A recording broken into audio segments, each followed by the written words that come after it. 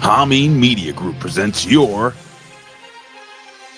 NXT Next Level Wrestling Review with your host, Big Ray and the Vet. So, are you ready? We said, are you ready?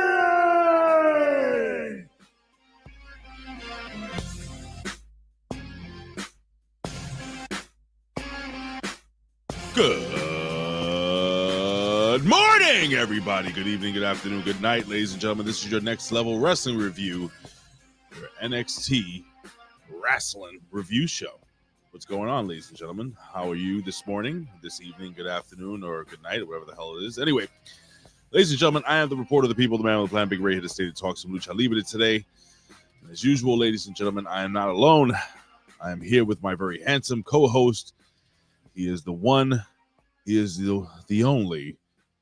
He is number one in your heart and the best in the world here. He is this guy. The Vet. That's him. He's over there. He's a Rip Rogers guy. Look at him. Look at him. The Vet. Look at him. Rip Rogers guy. Ladies and gentlemen, look at him. Look at the best in the world. He's a Rip Rogers guy. It is the Vet. Jamie Williams. What you see? Do you see the glow? The Bruce Leroy glow, like I do every morning when I do the show with Vet. Anyone? Vet, how are you? I'm good. Maybe a little low energy today, but I'm good. Right? There's something. Yeah, something. Long week. I mean, good week. Nothing bad happened except I almost got into a fucking. I was so tired. 2 days, was it 2 days or 3 days ago? 2 days ago, and I took I said I gotta take a fucking Uber home. I don't care if it costs fucking $40. I'm just exhausted. So I did, and I had the inclination because the vet says I don't know if the vet's a big believer in God and stuff, but before I left my building, right? This is weird. This is some weird stuff. I gotta share this. I had to say a prayer. I said, Lord, just make sure that I get home safe. Well, as we're driving on the BQE, that's the Brooklyn Queens Expressway, almost home, maybe 10 minutes, going like good 50, 60 miles an hour. This fucking car and there was not a lot of traffic, zooms past us, does the fucking Dukes of Hazzard spin out in the highway, and then starts heading straight for us before slamming into the side wall. You think it's over? Nothing's over. The son of a bitch, as we start to proceed, we think he's, the car is incapacitated. No!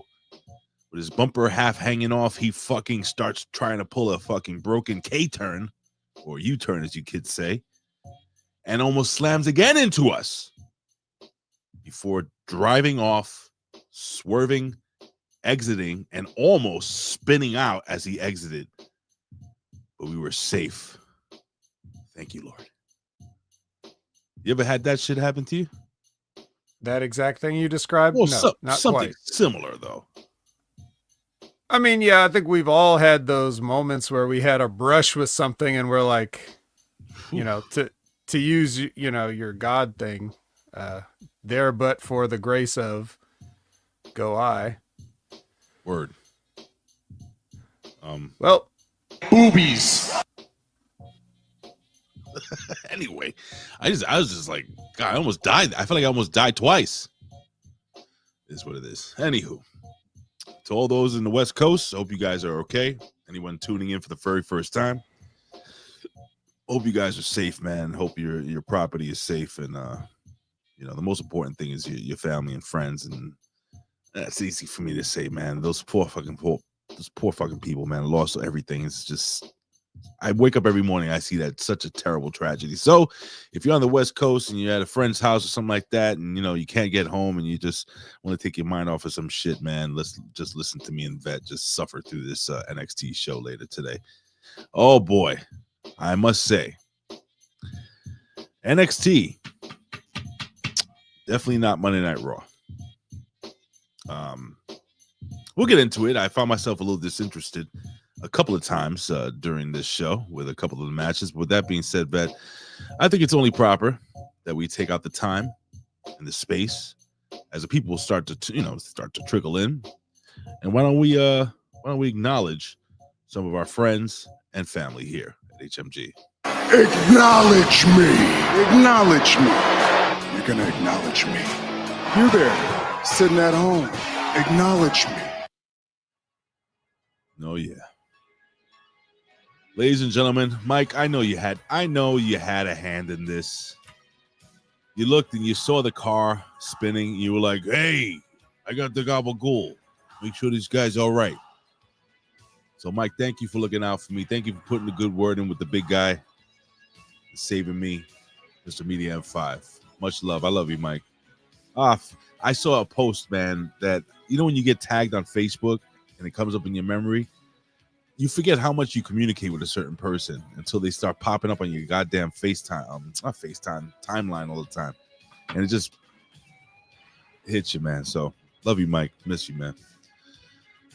Anyway, all right, ladies and gentlemen, let me get all right, we got the windiest of all Chris's, aka Chuckles himself, is the one and the only. It is Chris Winland. Says new attitude. Kalani Jordan is worse than the original one. Like, share, subscribe, and yes, boy. Man, you ain't shitting. We'll discuss that and more. Oh, fucking Kalani Jordan. Let me see. We got. Ooh, yeah.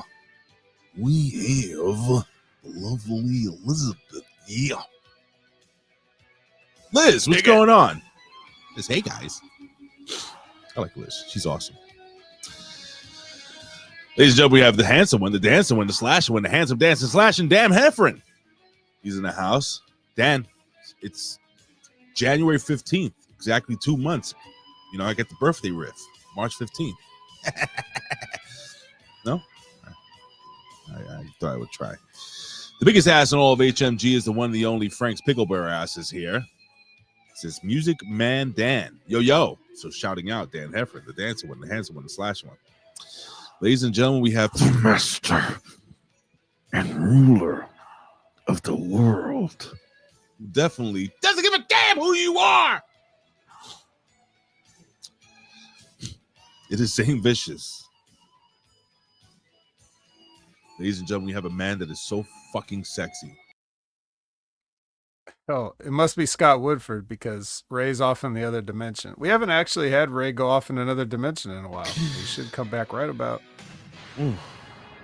Oh, fuck. It feels like it's been forever since that's happened. That's weird. Ah. Everything felt like Jell-O.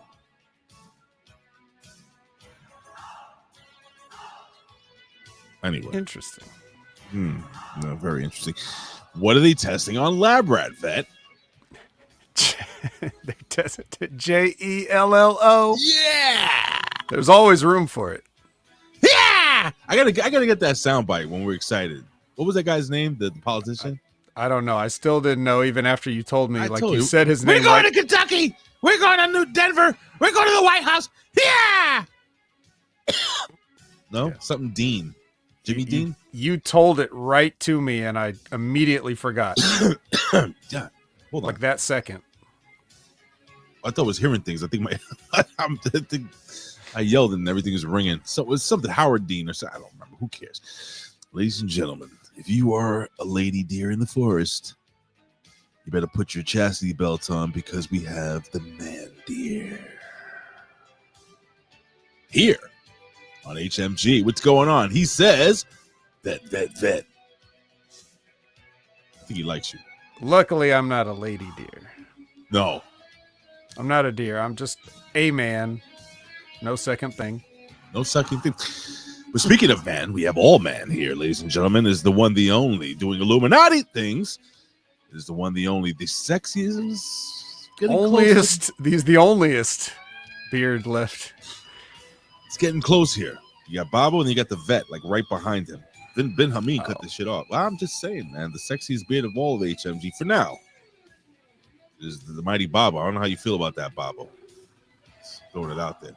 Anywho, we have our friend. He's my favorite Martin.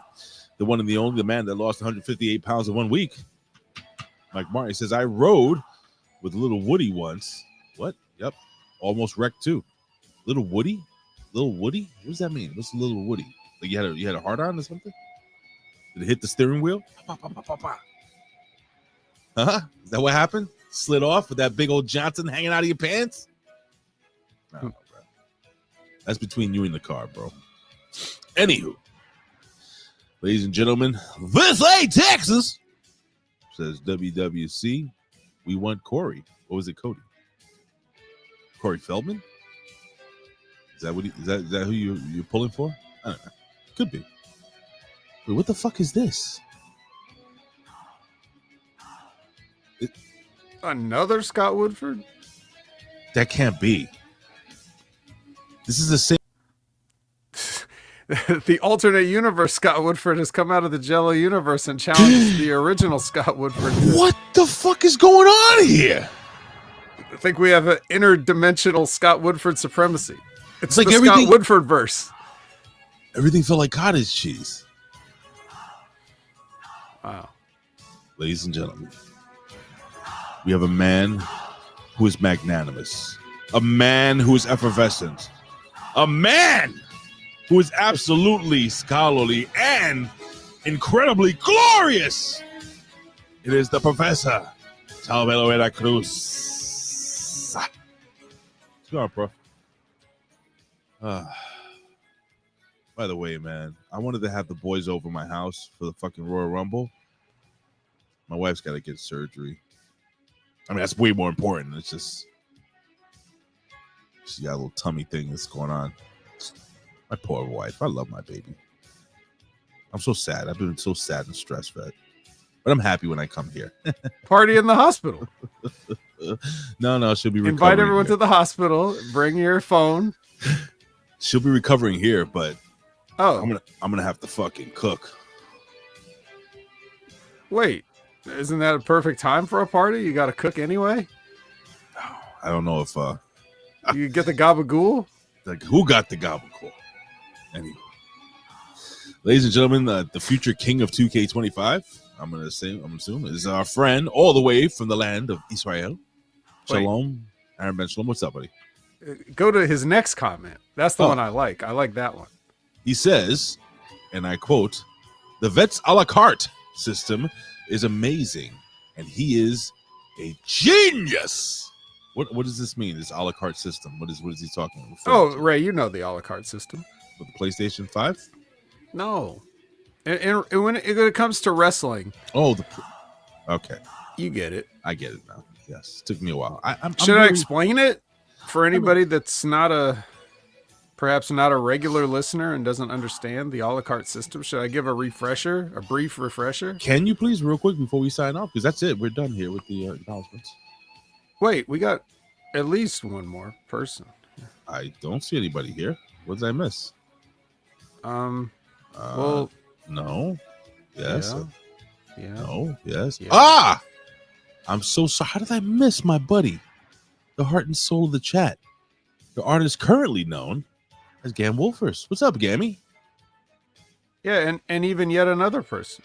Well, who the fuck else am I missing? Am I just skipping over people? If Gam is the heart and soul, then he's the blood. Some might say the blood of I don't HMG. see. I must have skipped Cold XX Blooded XX. Yeah, I will give you a little extra, brother. I'm sorry. So yeah, what is this whole a la carte gimmick thing? All right. So, basically, we have the understanding that no matter what improvements are made, I came to the realization several years ago that wrestling will never be good again. Oh, And it isn't good now. And I start to question retroactively if it was ever really good or if we all just No. lost our minds at some point yes. and just never got it back. Some people are able to like escape the wrestling fandom, but then some of us just get drawn back into it, and it becomes a problem.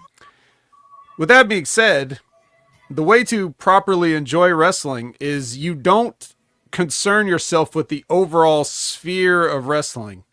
What you do is you take individuals or even individual moments and you just enjoy those things in a vacuum, you know? So like if I look at this NXT episode, it's just like going to the menu and choosing your menu items, you know, at a restaurant. So I look at this and I'll say, yes, I will have one of your Julias and I will take a Stephanie and, you know, so on and so forth. You order whatever you want and you just enjoy those things. Now, they may be in matches with people you don't like. You just enjoy the half that you like.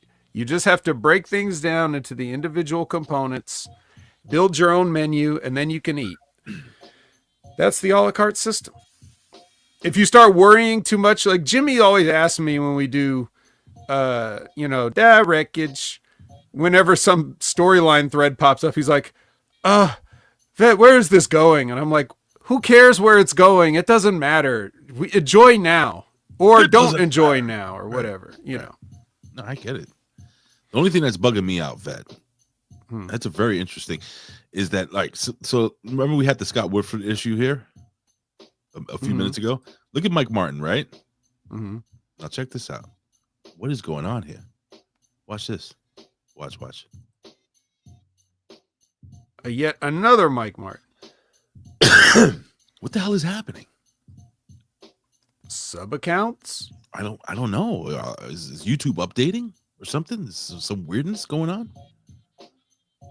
I don't know. It's fucking bugging. Well, as long as the Professor's Baron Corbin one doesn't come back, then we're good. Oof. Oh, what was his real fucking shoot name? So fucking weird. Tom something or Tom Selleck or some weird shit. I don't know. Some non-money drawing name. Oh Christ, man, that poor guy with a name like that. Anyway, well, ladies and gentlemen, you know what time it is. It's time for our favorite time. It is the 3 count. This is the 3 count.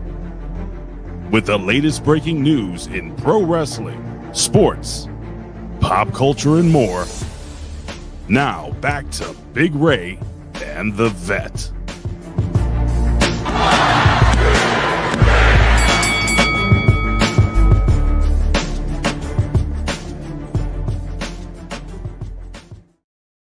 Got a lot of fucking news today, my friend. A lot of things going on here, and we'll start off by talking about what situation that me and Jimmy were talking about yesterday. Some follow-ups here.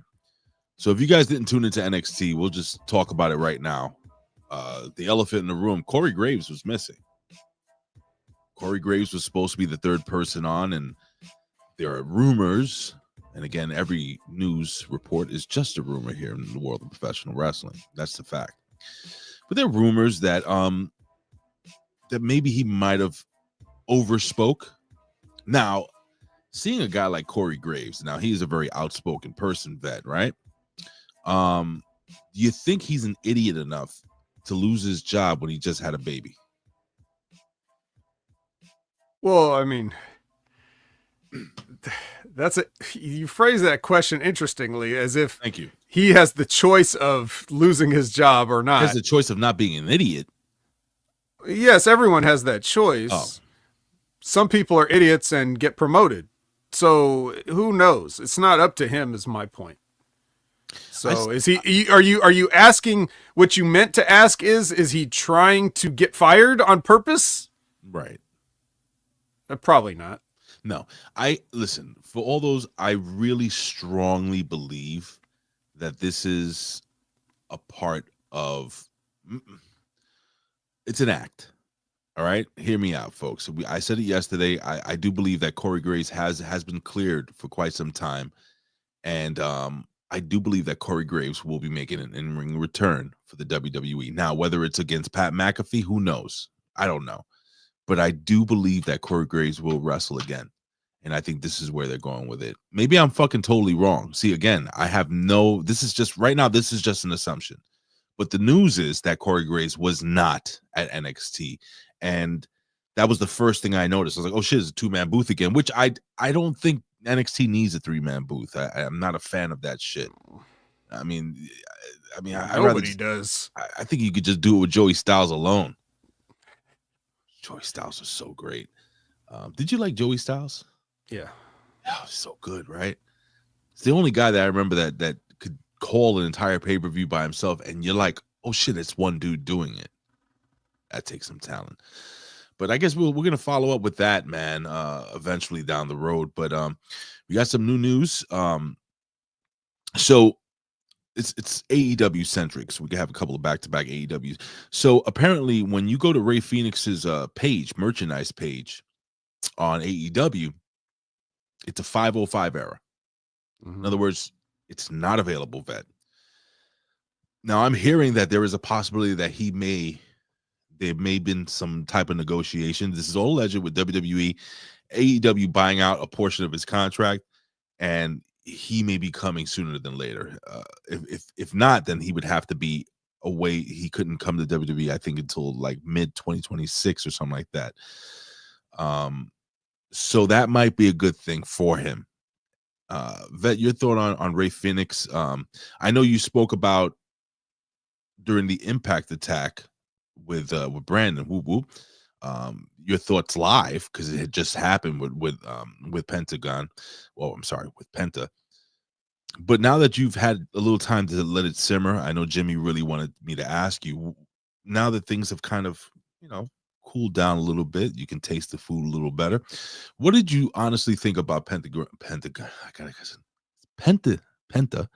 What do you think about Penta's fucking debut? Sorry. This guy has had a lot of names. I know him as Pentagon Jr. forever, dude. Like that's call him whatever you want. Years. All right. Call him whatever you want. A la carte name choice. A la carte name choice. Whatever name you like, call him that. We know who you're talking about. What did so you're asking what did I think of the debut? Like now that it's simmered, like everything is kind of like cooled down, everything like that. Just all in all, do you see a good future for this guy, or do you think they're just holding him off until his brother comes in and then they'll fucking run through the tag team division? Like, what do you think? Oh, well, I mean, I've made it public several times on various shows throughout the years that I see like I see a lot of money with Penta. I don't see very much money with Ray Phoenix. I never have. Interesting. Okay.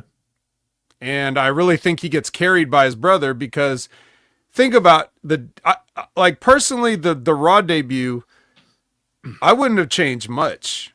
The only thing I would have changed is like a couple of things in the match. The match itself, like for example, after that, if I was Triple H watching that and I saw him take that destroyer, Chad Gable take the destroyer, I'd tell the ref, that's the finish right there. Cover him. Yeah. It's over. Absolutely. That I would have changed. And I was waiting on his promo for him to say, this is the Cero Miedo era. But he said, this is the Penta era, which is like, that's lame. It is the new Penta era. The era, the new Penta. He should have said the era of no fear or something like that. Like that would have been a hotter closing line. Yeah. But other than that, I loved everything about it because it felt epic. And if you bring in Ray Phoenix, there will be no epic feel to him because he's another luchador. He's not like his brother at all, So he's very much the stereotypical, like, well, here's a guy and he's got a mask and he jumps off the ropes and he does things and doesn't, like he's good at that. He's good in the lucha libre sense. But Penta steps out of the lucha libre. He's able to, he's so marketable because, well, he's the very definition of, what I talk about Julia stuff. Look at it. Look at him. He's that guy. Like, I don't give a shit about his wrestling matches. Look at Penta. Look at his face. Look at his gear. Look at all that stuff. Look at that. And only that. That's where the money is. And I don't feel that Ray Phoenix is distinct enough to have the same sort of aura, if that makes sense. No, man, I get it, brother. So if he comes in, and it's like if he comes in, then you have definitely just he's an albatross around Penta's neck again, in terms of like his upward mobility in the company. Because if you put him as a tag team, now if you keep him as singles and then they meet every once in a while to become a tag team to whatever, but they got to get their tag team division in order first. I mean, DIY. Excuse me? Yeah. And shit like that. So, to answer your question, I don't know. Quick shout out to Matt Schaffer, who jumped in the chat. The artist returns, who's jumped in the chat. He says another luchador vet. He's a little more special than any the other ones in WWE, especially his athleticism, I guess. Ray Phoenix? I see him fuck up about as much stuff as he nails, so. Right. I feel like I'm missing somebody here who jumped in, but anyway, big shout out to everybody who just jumped in. Much love, Sonic the Hedge Rat. Anywho, I asked my son. My son's never seen Penta before. He stopped watching AEW like. Well, he still should have seen him before he stopped. He was been there since day one. He's seen him, but your son has fucking seen. What? Get the fuck out of here! Your son has seen him before. He's never paid attention to Penta. I sent them 3 matches. Why are you laughing? What happened? Because that's preposterous that he would not have seen him. He's been there since the dawn of the company, and I know your son used to watch AEW. So here's the deal. Don't rewrite history. Don't WWE this. I sent them 3 matches. I sent them Austin Aries versus Pentagon versus Ray Phoenix. I sent them the Lucha Underground gimmick with him versus Rey Mysterio. And I sent them another Lucha Underground match, which was my favorite one, was where he Prince Puma versus Pentagon. And Aiden likes like these mythical type figures in pro wrestling. That's like his thing, like the Bray Wyatts, that type of the Undertakers. Kane was his favorite when he was a kid. And he really dug Penta. And the cool thing about Penta is there's nothing mythical about him. He's just a fucking, I don't know what he is, an anomaly. It's just the way he looks and like you said, so marketable. Like he sells the mask, right? But then he also has the face mask that he rips off that's for sale. I really am considering getting the fucking hoodie. I like the white Penta hoodie. That looks clean, doesn't it? Yes, it looks so dope, bro. And you could wear that shit anywhere. Nobody will even know. They just think it's a cool fucking design or a company or something like that. Yeah, because the way he looks in real life is so cool, but you can artistically make so many different designs with that, like stylish cartoon drawings and turning it into other stuff and doing riffs on stuff. And he's done stuff with his own gear, the way Rey Mysterio would do, like he's had like a Joker outfit before with that, with like the red paint and the white and the purple and everything. So like, yeah, it's like he can do so much himself to make more merch money. Absolutely, man. We will be reviewing NXT, ladies and gentlemen, for January 14, 2024. I'm sorry, 2025. After we get through some stuff here. And speaking of some stuff, and we're going to move on from the Penta conversation because we have another AEW news story here. And apparently Malachi Black has officially left the company. Hold on, cough button. Now, apparently, he's gone on record by saying that, man, the minute that he got released from WWE, he wanted to go back. And he always saw AEW as more or less, and I'm paraphrasing a lot of the stuff that I'm reading here and I'm going through, but he saw AEW as a nice little pit stop on his way back to WWE. So now he's coming back, it appears. And Vet, I mean, book it. How do you book Malachi Black coming back? Back in black. Back in. Anyway. Against Penta. El Cero Miedo. I don't know. No? Just, why not? Just, I don't know. Just have him, I don't know. I don't know how you do it. Just do it. Have him beat Chad Gable. I don't know. 20-minute match, whatever. You think so? Okay. Are you excited about having him come back? Not really, but here's the thing. I was not sold on him when he originally started. They signed him in NXT UK and stuff like that, but they brought him over pretty quick. I was not sold on him, but he won me over. Okay. Like over time. But then he went to AEW and then he lost me. No, he lost me. No, they lost me. No, Vince McMahon lost me on him. Okay. With that whole, remember when he was sitting in the room saying, "Pick a fight with me," and I was just knock like, on my door. That bullshit. Yeah, I'm gonna pick a different show to watch. Is what I'm gonna do. Right. So that shit was corny. All of the vision that they had for him up there was corny. NXT Alistair was good, and him and Ricochet as a tag team was good. Then they brought him up and started doing that pick a fight with me shit, and they just never. And AEW never. So I guess if I'm intrigued at all, it's to see if he can win me over again. Right. Now, you know. Okay. Well, I guess time will tell. We have a lot of news. That's why I'm going to run through some of this stuff. Just a quick follow up on the whole Penta thing going way longer. Well, what happened was that from what I understand now, a lot of the talents knew that the show was only going to go 2.5 hours long or what have you, and some of them had booked certain flights for certain times, and some people were a little annoyed or whatever. But the consensus backstage was that a lot of people, if not everybody, was very happy for him, and it was like a cool moment to see his kid there crying and the family, and people were just very supportive of Penta. So, God bless the guy. I'm still hung up on this. We have hard outs thing. Yeah, I know. But Jimmy made a good point. Like, I mean, I think Jimmy was saying that they still do have to pay for whatever time they're on. Is that correct? Or no? Okay. What? Jimmy's wrong. I knew he was wrong. How does that even make sense? There's nothing else live on Netflix. Like, there's nothing that's coming up next on Netflix that they have to hurry up and get off for. It's the only live thing on there. So they have as much or as little time as they want. And if they format a show and something goes a little bit long, it's not the end of the world. Right? Right. I mean, I'm saying you could aim for 2.5 hours, but if you get 2 hours and 35, I don't really think anybody needs to say anything. Right? Well, akin to this, what we're discussing here, let me read this verbatim. It says, insiders say that even though WWE doesn't have a hard time or hard out time for Raw on Netflix, once they internally time out a show to be over at a certain time, if they are running over that time, they're going to do whatever they can to get it back to the original time frame they wanted. Shut up. What is it? Yeah.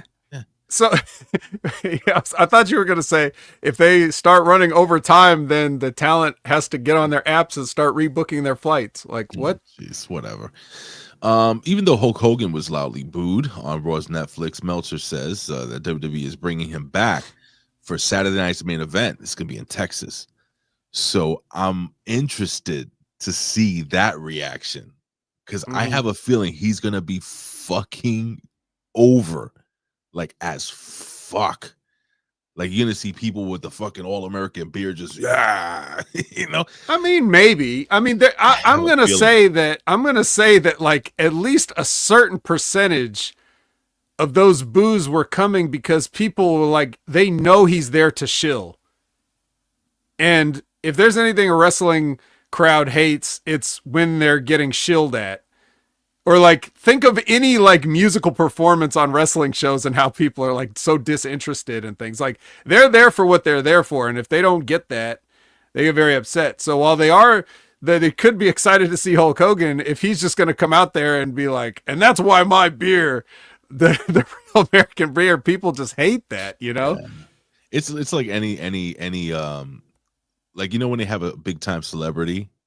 And the minute like he's there, yay! And then it says, and I have a tour that I'm going on. Shut the fuck, Fluffy. I don't give a fuck about your stupid comedy tour, Fluffy. Go fuck yourself, you fat fuck. That's the type of thing. But I'm telling you, bro, I have a feeling. He's like, let me tell you something, brother. You know, drink my beer, dude. And these people are just gonna like Texas is a different world. Like for those that never been there, it's a fucking different world, different mindset there. I have a feeling. Just remember, I said this. I have a feeling he's gonna be. It's going to be like NWO Hogan all over again, brother. Let's see what happens. Hulk Hogan should go out there and be like, don't you cheer me, brother. You can stick it, pal. You know, and turn heel.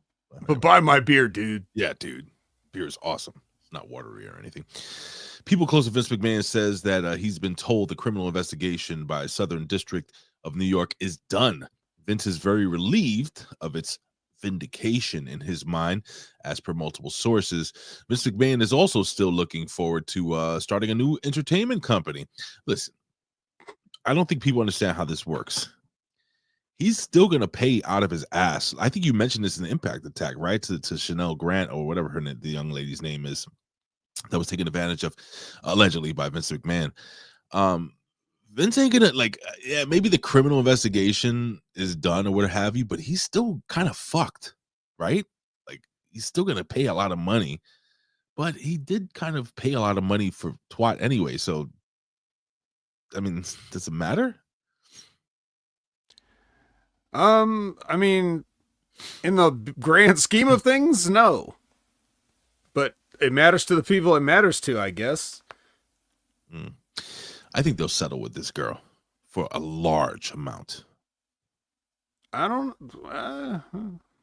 I don't think he wants it to go to trial. I think I know he doesn't want it to go to trial. You said that too, yeah. He doesn't want it to go to trial. They want it to go to trial. They want to drag him. It's more about dragging him than the money, I think. I agree. Vet knows what he's talking about, folks. And like I said, I try to get through a hell of a lot of news. I'm skipping some shit that's really not very fucking important. I'm just gonna roll through this really quickly. Ray Phoenix merchandise missing. I already said that. Opa Femi is the greatest NXT champion of all time. Yes, we know that. Jeff Jarrett is fucking old but still making money. All right, I think we're good with that, ladies and gentlemen. So we're gonna come to my favorite part of the show. I love this part. I love this match, ladies and gentlemen. We are going to jump into the time machine. And the Professor Chalbelo Veracruz has kindly left me the keys, ladies and gentlemen. It is time to go back in time to this day in professional wrestling history. And of course, wrong song. I gotta hit this one instead. Sorry, guys.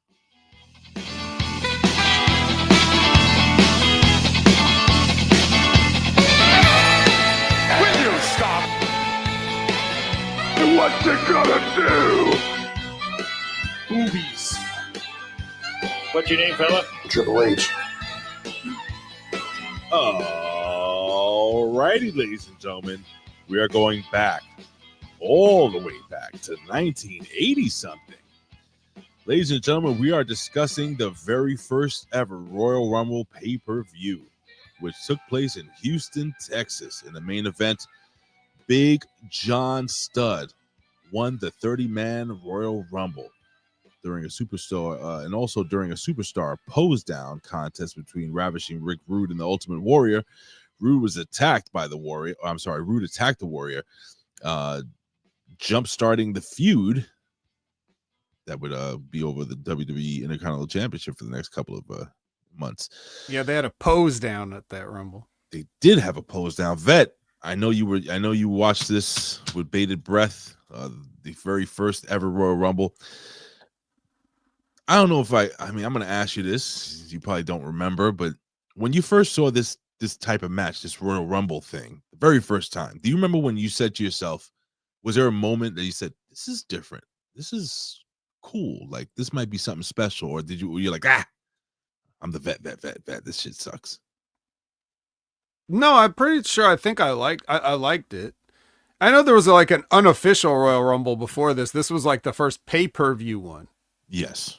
The 89 one, right? And I believe Big John Studd won, or was it Hacksaw Jim Duggan that won the very first Royal Rumble? No, Big John Studd won this one that you're talking about, this pay-per-view. But the first actual one was Hacksaw, I believe. Hacksaw Jim Duggan. No, I think you're right. I believe so. Yeah. But yeah, I mean, but I didn't see that when I saw this one. So I was like, oh, this is cool, you know? And it was different, and I didn't know it would go on to be, you know, what it is now. At that time, I just didn't grasp it, but I liked everything from just the marketing of it, you know, the name of it. It felt cool to a kid. And seeing all your stars in one place fighting each other, you know, you were tricked into thinking that was cool, you know, until you go back now and watch some of it and you're just like, oh, yeah. But it's, you know, it was good. It was, yeah. I remember watching this with my father, and when the pose down was happening, my father kept saying, Rick Rude has a way better body than Ultimate Warrior. He should have won this. Like, my father was rooting for the heels. And I gotta tell you, I think he's right. I think my dad was right up in heaven.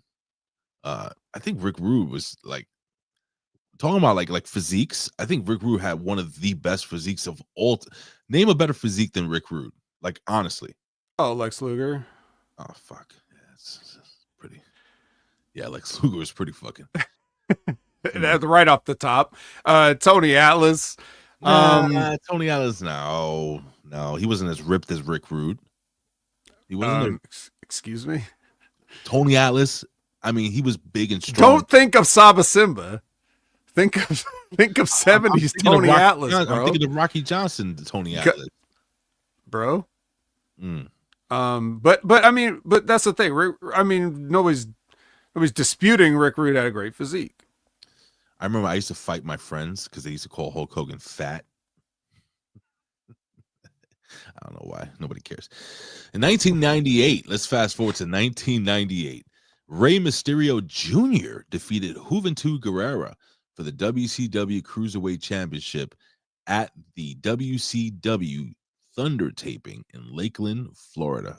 Vet, we know that you are a huge fan of Juventud Guerrera. And you were there probably live when you lived. Finally, the juice has come back to what city is this? Oh shit! I forgot that he did the whole the Rock imitation thing.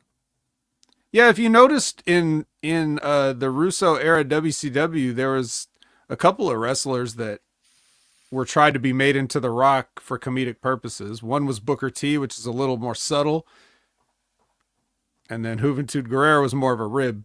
Didn't Prince Iakea do something like that? I know he did the was it Prince Iakea? Oh, am I mixing him up with somebody else? I know he did the Prince thing too, like the man formerly known as, but didn't he do like a Rock type gimmick too? Maybe, but I don't recall. Hey, really quickly, ladies and gentlemen, I got to put over something that Matt Schaffer's been doing shortly, so I just got to remember this. All right, so let's fast forward here. 2005, Austin Aries retained the ROH title against It's Colt Cabana in the main event of ROH at All Begins, whatever the fuck it's called, in Cambridge, Massachusetts. Buy or sell Austin Aries and Colt Cabana? What do you mean? As like a package deal? Like would you like who would you buy? Who would you sell? Anybody? Oh yeah. Buy Austin Aries, sell Colt Cabana. Really? Yes. I agree. What was Austin Aries' problem? He's just too smart for wrestling. All right. Well, he belongs doing something else, but we have a lot of stuff here. Let's go to 2005. 2006 TNA Final Resolution. You're a big TNA guy there, Vet. Took place in Orlando, Florida. In the main event, we had Christian Cage defeating Sting. Christian Cage and Sting defeated the Alpha Male, Monty Brown and Jeff Jarrett. Any thoughts? Well, if it was me, Monty Brown would have never lost. Monty Brown was so fucking awesome. I love Monty Brown. In 2012, at a house show in Oakland, California. Oh man, I haven't heard this. Primo and Epico Cologne defeated Air Boom. Do you remember who was Air Boom? Yeah. You said 2012. 2012, Air Boom. Let me drink more coffee. Air Boom. No, sure don't. It was the Epic, and they were the tag team champions. Air Boom. So Primo and Epico defeated Air Boom to win the WWE tag team titles. On that team was Evan Bourne and Kofi Kingston. I don't remember it either. Air Boom. Yeah, because Kofi used to go boom, boom right before he did the boom drop. He calls that the boom drop. Right, and then Evan Bourne jumped in the air. So. Yes, Evan Airborne. I use Airborne when I feel sick. Anywho, 2017 at Progress, chapter 42, Life. What the fuck is this? A Bible verse? The universe and wrestling and what is this? Anyway, Matt Riddle defeated Rampage Brown in Progress Atlas. I don't know. I'm just gonna fast forward this. Let's go to 2017. The second night of WWE UK Championship Tournament took place at the Emperor's Ballroom in Blackpool, England. The final. And by the way, he's making his comeback from his pec injury. Tyler Bate defeated Pete Dunne to become the inaugural champion. Elsewhere on the card, we had some guy by the name of Tommy End. Who's that? You may know him as a guy that we talked about in our news earlier. Yes, please. It is Alistair, a.k.a. Malachi Black, making his WWE debut. Let's see. Let's fast forward here. 2017, WWE Hall of Famer Jimmy Superfly Snuka the Murderer passed away allegedly, surrounded by his families and friend. He killed one of them. All right. So Jimmy Superfly Snuka died. I'm not a fan of his. It's just when I was a kid, I was a fan, but then when I found out he was kind of killy, murdery. So allegedly. It's allegedly. Let's go to the COVID era there, Vet. Let's go to 2020. We got a couple of things going on here. Let me read this one first. Now, somebody I did like a lot, Rocky Johnson, the father of Dwayne "The Rock" Johnson, and many others. Yes, he was quite the looker. Let's just be honest. He was very charismatic. Passed away, and I look at certain talents from back in the day, and I wonder if they would get over now. And my God, I think Rocky Johnson may have. What do you think? What do you mean he would get over today if he was like his character, the way his style of wrestling, his look, everything about him? Tough to say, but I mean, I would think so. He was really good. Rocky Johnson was. I love me some Rocky Johnson. I thought that guy was fucking electrifying, for real. Pun intended. Anyway, yeah. 2020 AEW presented their Bash at the Beach special edition of Dynamite from Coral Gables, Florida. I don't even know where that is. Pac defeated Darby Allin in the main event. DDP also made his return to the ring. What? Do you remember this? I'm sorry, what? You said DDP also Pac and Darby Allin and yeah, and what event was this? I'm sorry. I must have, it was Bash at the Beach. AEW's Bash at the Beach. Oh, okay. So this okay. So this is just like what, one of their weekly dynamites that they called Bash at the Beach? Sure, brother. Yeah, I guess so. Yeah, that's what it is. They had surfboards and stuff. It was pretty whack. Anyway, let's fast forward here. Let's go to 2021. We have Kevin Owens. Kevin Owens returned on WWE SmackDown and was announced as Roman Reigns' challenger for the Universal title at the Royal Rumble. Reigns was scheduled to face Adam Pearce, if you remember this. I think we spoke about this last week, who he had orchestrated the winning gauntlet. Before they had the whole gauntlet match. However, with the contract signed, an old knee injury caused the WWE official to withdraw, and Owens became the new opponent. That is my damn trick knee. That's isn't that this guy's finisher? Trick Williams. Yeah, I remember him. I remember Trick Williams. Got a couple of birthdays here, and some names that you're gonna know, and some names you won't. Now, this is an old name, born in 1930 on January 15th, but the great Eddie Graham. Vet, I know you know who Eddie Graham is. Of course, Eddie Graham. The original Rip Rogers. The original, yeah. The original Rip, Eddie Graham. He was great, guys. If you don't know the guy that everybody, all these finishes that you're seeing on TV right now are like, they're all like Eddie Graham finishes. Now, when he says the original Rip Rogers, that was his name. He went by the name Rip Rogers. If I'm right? Am I right? Yeah. He did go. This guy wrestled all over the country, all over the world. And Eddie Graham was also a promoter. Probably into the mid 80s, if I'm correct, off the top of my head. I don't have anything pulled up here, but Eddie Graham, one of the legends in the business. The late great Tommy Gilbert. That's a name I know Eddie Gilbert. Anyway, hey, go on Twitter right now and wish Shane McMahon a happy birthday. Remember when Snoop Dogg had to jump off the top rope because he popped his leg doing a leapfrog? You ever popped your leg doing a leapfrog, Vet? No. And possibly, in my humble opinion, aesthetically, one of the most beautiful women of all time in professional wrestling history. She was born in 1987. Was it 19? The gorgeous, beautiful, stunning Kelly Kelly. Ah, yes. Bro, like, as a man who has physically laid hands on Kelly Kelly, I can tell you that what? she is just that pretty. Yes. I'm not trying to be weird. Like, did she smell like strawberries and cream? Well, it's a funny story, but I've told it before, but when we used to, part of our training was we would just, we'd pair up around the ring and we'd practice all the wrestling, the chain wrestling and stuff. And then we'd have to switch partners. So Adam Revolver he always did this in his, he had the Larry Bird shorts from the 80s, and nothing else really.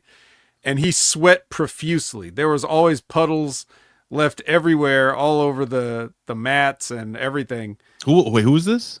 Adam Revolver. Adam You would Revolver. remembered him from, Yeah, if you watched Wrestlers on Netflix, and, so you would have seen Adam. So so I remember when Kelly Kelly, aka Barbie Blank is her name, and Victoria Crawford, who you know as Alicia Fox, they came together. Another stunner, by the way. Yeah, lovely person, inside and out. They definitely so anyways, yes. So I remember Kelly Kelly, she was partnered up with Adam Revolver, and he was just treating her like anybody else, and he got... Wait, time out. Elizabeth is leaving us. I mean, she's got work. All right, you want. So anyway, so you were saying? Yeah, so he sweat all over her. She was covered in sweat. Oh, God. And then I was next. Oh.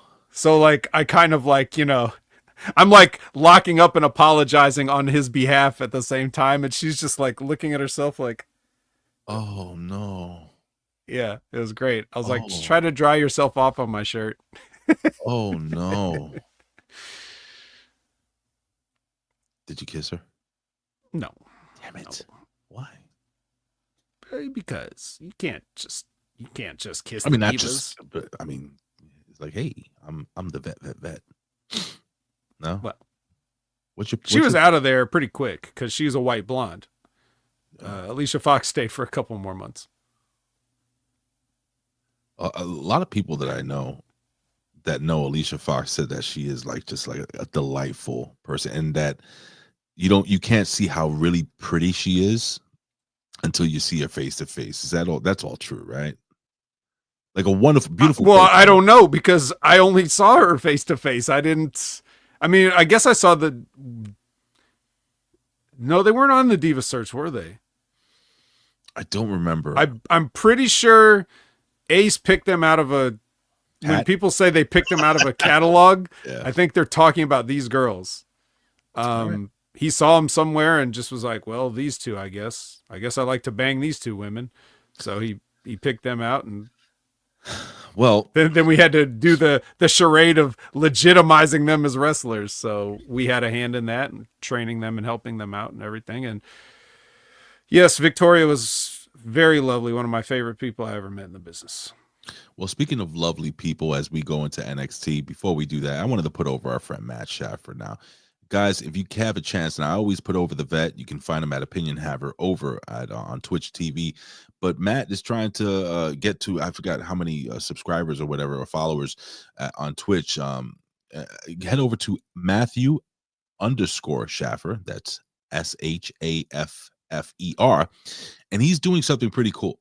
So he's streaming. So one of my favorite games growing up was Tecmo Super Bowl for the NES.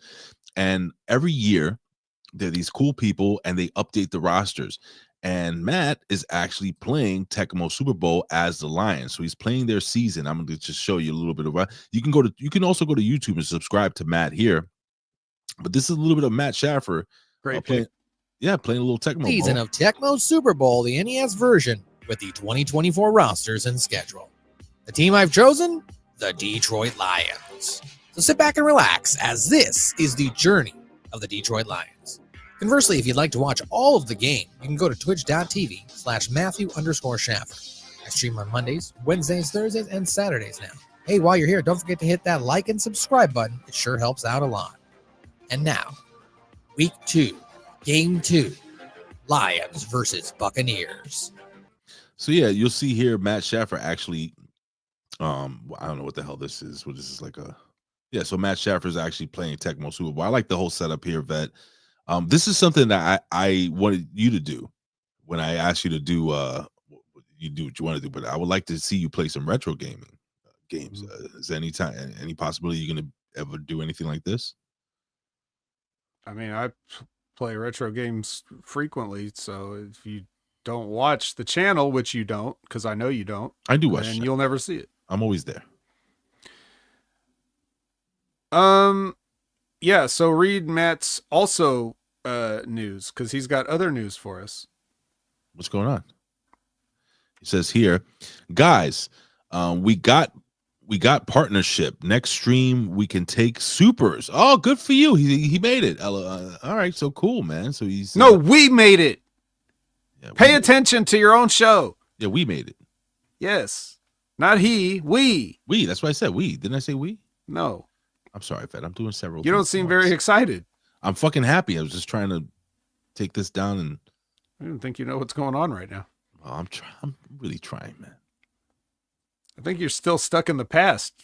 Like, I think you're confused because you didn't come back from 2012, whatever the air boom thing was. Oh, and you're not even understanding. You're trying to do stuff in the current timeline when you're trapped in the previous timeline. Let me explain something to you. When you get two Scott Woodfords in one show, yeah. it'll do it to you. Yeah, with that being jello said, and the cottage cheese. Oh God, the cottage cheese was the worst. Ladies and gentlemen, it is time for NXT.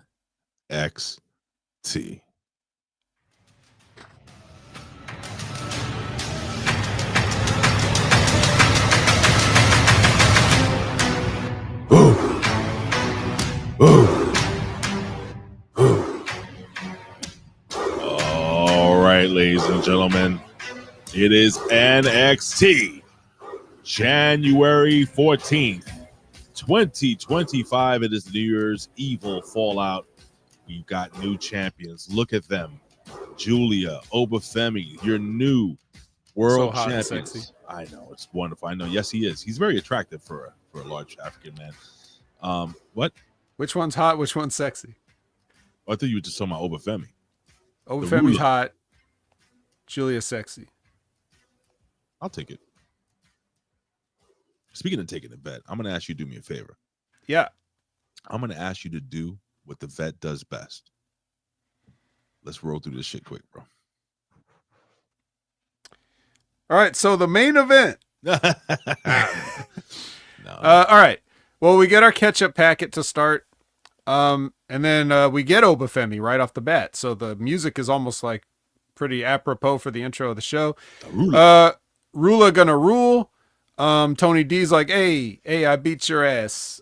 Hey, if you remember Eddie Murphy's routine about Italians who talk to black people after they watch the Rocky movie, yes, then this reminds me of that. That's good. And then Ridge Holland comes out with a framed photo of when he beat up Tony D'Angelo dressed as Santa Claus. That was hilarious. Yeah, he's like, I can sign it for you if you want. And then Tony tackles him. And then while Oba's enjoying this bit of entertainment, he gets blindsided by that dastardly DJ, Eddie Thorpe. The nasty Native American. God. The irrational Indian. We have one Native American in wrestling now. We have to make him a heel. What are you gonna do, brother? This is definitely a Shawn Michaels company. So yes, sir. Yeah, that happened. Any comment? Obafemi's the fucking like somebody. Tommy Wonder we were going back and forth. He's like, oh, the guy's Whoa! holy. We don't have to wait at all. We can get it now. I'm taking the bat. This is our first super chat. Super chat for a super show. Thank you, Bobo's the first one. Hopefully it won't be the last. Hopefully there will be several of you that will feel the way Bobo does. He's got to get the triple Y bet. It's been a while. Yowie wowie. Yes, boy. Yeah. Thank you, Bobo. Where's the yeet? I'm sure he wants a yeet. You know what? You're gonna get a fucking yeet too. Fuck that shit. Yeet. That's a quadruple Y. Thank you, Bobo, for the super chat. Appreciate it, man. That's our first one ever. That's right. And I'll never forget it. I'll never forget it. But I trade it all for a little bit more. Oh, by the way, Matt, I gotta call you later on, so let me know when you're available. With that being said, ladies and gentlemen, thank you, Bobo. You're the best, buddy. Oh fuck, I got thrown off. Oh, so Obafemi's promo was fucking awesome. Mm-hmm. I think he is just so good. I was going back and forth with Tommy Wonder, and Tommy Wonder's like, he can't cut a promo. I'm like, what the fuck are you talking about? Nothing he does in the ring, whether it be wrestling or the way he looks or the way he talks, is bad. Everything is good. He, like, when he came to that ring, except for that stupid fucking pose that you make fun of all the time, is fucking awesome. He walks down to the ring with that belt. He dresses like a champion should. He speaks, let me tell you, he speaks so eloquently, and it doesn't seem like it's written for him. He's just talking like a ruler should talk. I love fucking Obafemi, and he even showed a little bit of character. Do you remember when he made fun of what was it that he was doing when he was talking like this? When he what did he say? Shit, I fucking forgot. But he said some shit where he actually changed his voice. Yeah, he changed his voice. He was making fun of was he making fun of a person, or was he making fun of like a general idea of what people would say? I think it was a general idea of what people might say, but he was making fun of the marks and he popped the crowd. I was like, holy shit, this guy is now showing like a different side of him. Fucking Obafemi. Like, this is my take. Obafemi is a great NXT champion already. Like, I can't wait for this guy to go to the main roster. Now, with that being, unfortunately, he has that blemish of his career and life with Tony D'Angelo which we're revisiting now. But you hurt my heart right now when you said that. But neither here nor there. Well, a la carte says you enjoy today's Obafemi. You don't think about the old stuff. That's how my theory works. We're only enjoying right now, January 14th, Obafemi and beyond. Well, let me tell you something, brother. I mean, do you disagree? Like, anything you would change about this whole sequence? And Rich Holland also. Rich Holland's stepping up. I like Rich. I'm starting to like him more and more every time I see him. Your thoughts, Vet, please. Oh, no. I mean, this was fine. Not bad, obviously, right? Obviously, if I was in charge of these things, we would have gotten to a completely different path from where I'd been going to where we are going. You know what I mean? So it would look totally different if I was doing it, but just for what they threw out there on this night, it's all right. You know, and Obafemi's great. The one thing I'll say is that they did business where you got two feuds in one segment. So, and they all kind of correlate with each other because eventually they're all going to clash at some point. So I liked it. I thought it was a good opening segment. All right, then we get Ethan Page and Dante Chen. Stone interaction Cold. back here. Stone Cold. Stone Dante Cold. Cold Stone. Cold Stone Dante Chen. All right. Then Stephanie Vaquer enters. Look at her. Look at her on this entrance. Bro, just stunning. Like, she's like flawlessly, I don't know. Todd, settle down. Go ahead. Continue putting her over. She's stunning. Now, we'll talk about this match, really. Oh, we will. But first, we have to see a bunch of ladies walking. We have to see the Meta Girls walking. We have to see the Unholy Union walking. We have to see Roxanne. Is she Dark Roxanne? I don't know. Nobody knows. We'll see about that later. They're all walking. Okay, now who's walking is Shotzi. Welcome to the ball pit. Christ. And we get Shotzi versus Stephanie. Now, I'm going to cut you off right here because I know what everybody's going to say. And I definitely would not have done this. But I do want to say this, though, on Shotzi's behalf. Oh, boy. This was the best she's ever been. Thank you very much, Revamped Wrestling. This was the best Shotzi's ever been. She had a good match. Like, regardless of what you think about the booking, I was proud of her because she went out there and she fucking killed it. And Stephanie did too, but she always does. So that's not, nobody's complaining about Stephanie, right? So they actually had a good match and I liked it. There was interference from Fatal ladies that, Fallon hit Stephanie with the belt and that let Shotzi get a roll up. But even the roll up, like it was a proper roll up, like she folded Stephanie over, So I thought that they pulled this off well. Now we can talk about how we don't like whatever we don't like. I wish you didn't cut me off because I was going to shock you and say that Shotzi had a fucking good match. Now it's in retrospect. Now it's going to be, and thank you, Cold Blooded. Thank you, Revamp Wrestling for the super sticker, man. Thank you guys. I appreciate it, man. I don't even know how to react to this, man. You guys, it may seem like nothing to you, but it just means a little something to us. So thank you so much, my friends. Shotzi, I sat down. I said, well, first and foremost, I don't know if you noticed this, but Shotzi's put on a couple of pounds in a good way. I had said recently over the past couple of months that Shotzi needs to put on some muscle or some weight. And it's just like, dude, please. Like, I feel like she was getting injured because she was too thin. So now it seems like she's put on a little muscle and a little bit of fat, which is good. She put together a pretty decent match. Now, sometimes I do feel that Shotzi's a little, she runs a little slow. Now, what I'm saying is like, she's a little, the whole counting her steps thing I've mentioned before in the past, like, but I'm not a professional. Stevie calls it the Hot Wheels feet. I saw the Hot Wheels feet. These kind of things. I think he says Hot Wheels feet. I think he means, which one was the one that you pulled back and let it go? Was that Matchbox or was that a different toy altogether? You know what I'm talking about? You pull the car backwards to rev it up and then you let it go and it shoots forward. There were a few in Cold Blooded with a $5 super chat says, welcome to the new YouTube era. Thank you, my friend.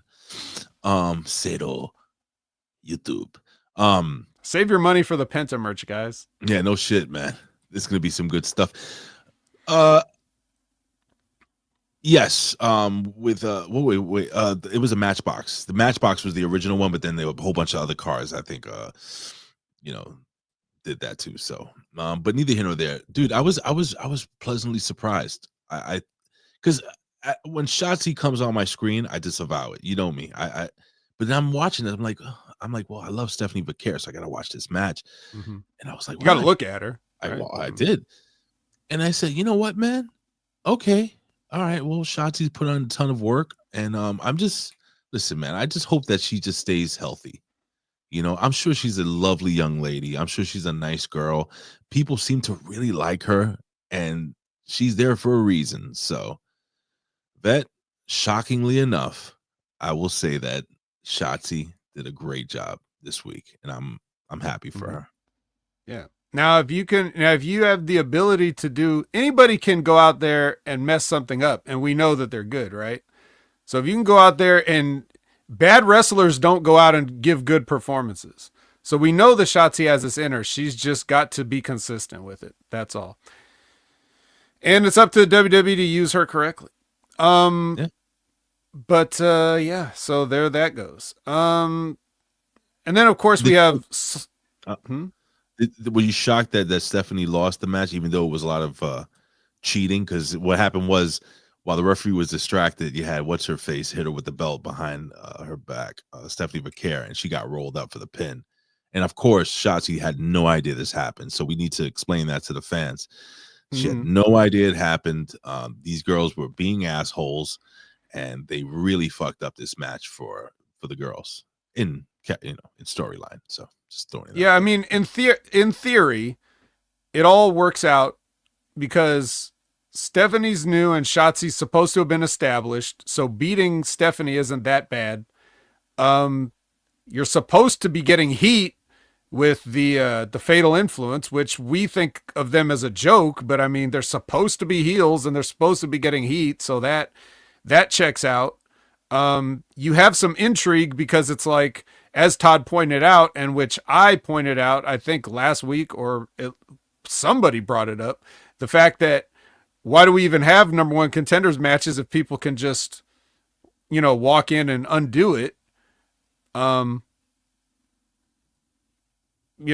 like that doesn't really, but it gives you that intrigue now. It's like, okay, well, how are they going to deal with this? Because Stephanie earned her shot. So she shouldn't have to then put her shot. We shouldn't be having title shots as titles. You should have to, have to win a title before you start defending stuff. I know what you mean. Yeah. So yeah, but that if they could make a good story out of it, which I don't think they can, but you could use something like this and you could be intriguing.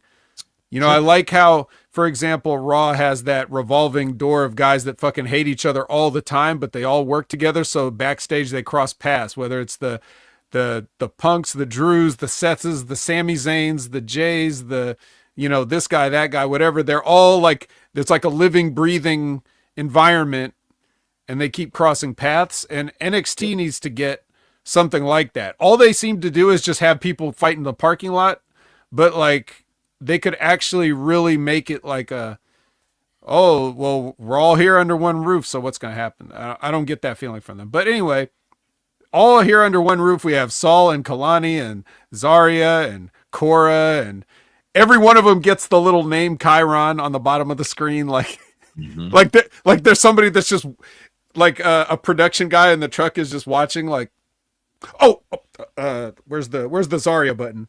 Okay, there she is. Yeah, like because why would people who are randomly walking in the scene get graphics? You know what I mean? It's like, did you plan this? Did you pre-tape this? Yeah. Well, anyway, Cora finds out what the five fingers say to the face from Kalani from the new attitude Kalani. So there's that. Now here's something that was weird, and it was something I wanted to see, but we couldn't really see because on my feed in picture, they show Stephanie like hunting people through the hallways. Hold on. And I'm like, I want this to be on the show right now. Keep talking. I got to pull something up. Yeah. So I'm like, I'm watching this, like I'm squinting watching this in the picture on my phone. And I'm like, this was Stephanie do. She's obviously she's out for blood. Vet, I literally took a screenshot of this shit because I said to myself, what the fuck are they doing? Now, of course, as I'm doing this, there it is. We're getting one of the most compelling parts of the show. No audio. In picture with no audio. We got this guy, John, age 45, buying insurance. I mean, what the fuck? Like that, huh? Like what happened here? And we're not only going to talk about that, but I have to run to the next room for a quick second. We're not only going to talk about that, but just really quickly. But we're also going to talk about how this show went off the air because there were a couple of issues with that. So we got this issue, and then we're going to talk about the other issue. Vet, I will be literally right back. 1 second. Okay. So anyway, they show Stephanie hunting, like she's walking through the hallways and she's looking for people. She finds JC, as you saw in the clip right there that Ray pulled up, and jacks her up against the wall, but we can't hear what she's saying. We don't know what she's saying to JC. JC just gets punked out or whatever and left there, and Stephanie storms off and continues looking for whatever she's looking for. And eventually she crosses paths with Ethan Page, and she has words with him that we also can't hear. But then the camera starts following Ethan and leaves her because he's going to the ring for his match, which is coming up next, his entrance. Also found it weird, since we pulled up that clip there. Like, I don't know what they think the demographic for this show is, because it's clearly marketed towards like teenagers. The way they have this, like, you know, high school drama level stuff going on. But then we just saw that was like a commercial for like insurance policies. So like, I don't really know if this matches up with the target demos. Anyway, I was just explaining, Ray, how they left Stephanie and went with Ethan. Like, the camera stopped when they interacted, said whatever they said to each other. Right. And then Stephanie kept going, and Ethan started coming toward the camera, and the camera's following with him now, and he makes his entrance. But we don't picture in picture still. Yeah, still picture in picture. You don't get you don't weird, guys. Yeah, former NXT champion Ethan Page does not get a normal TV entrance. But we also up from the entrance. We cut the picture in picture. They do whatever their full screen commercials, and when they come back, we're now in Ava's office with the assistants. Dude. Yeah, this is a weird, like, whoever produced the show, something happened here that the timing was way off. I'm wondering when, did they miss a commercial break? Matt, maybe you can, because this is what Matt does for a living with the commercial breaks. I don't know if Matt's even still here. He's counting the super chat money right now. But I would, and again, thank you guys for that, man. That's cool love. But also, man, like, I would love to know what Matt thought regarding this weirdness, man, where they're taking. You probably didn't watch it. No, in fairness to him, but some of the most important parts of the show in picture in picture, this is no bueno. No bueno. So I'm just I don't know. Yeah. Anyway. All right. Well, anyway, so we're coming back, and we're in, like, Oba's in the office with Ava, and you know, he basically says, like, he's basically saying, I want Eddie Thorpe in a match. And Ava's like, I don't know. And Robert Stone's like, hey, how about? And then he grabs Robert Stone and puts him up against the wall, kind of similar to how Stephanie had JC there. And I like. And then Ava's like, fine, I guess I'll give in to terrorism. You can have a match with Eddie. See, I'm sorry, but Ethan Page is growing on the king of 2K24 too. Just saying. Anyway, I can't say anything bad about him. He called me a genius. So I like when he put him down, when Oba finally put him down, and what's her face is like, why'd you put him down? Don't pick him back up. The blonde in the back, I forgot her name, the fucking DJ. Stevie Turner. DJ. She was a streamer.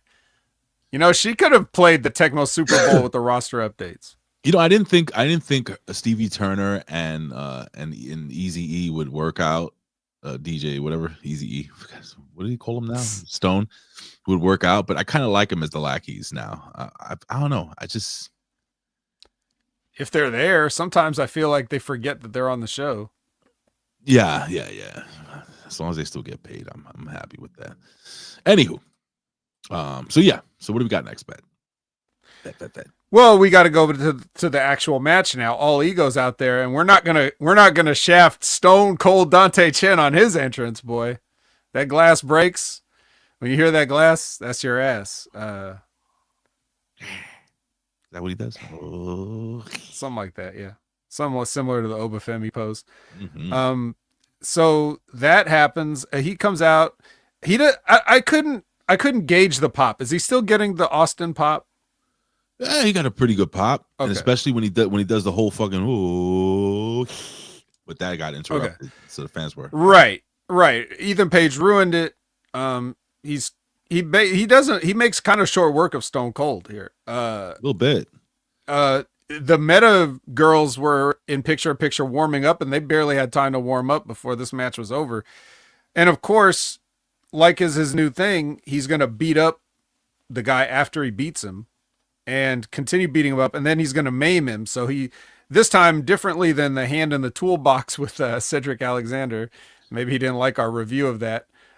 He decides to put Dante Chen's leg in the stairs, and break that. And I realize why he's doing this. Why is he doing because Stone Cold Dante Chen is going to need a knee brace to be the bionic. You see what I mean? So like, this is how he gets it.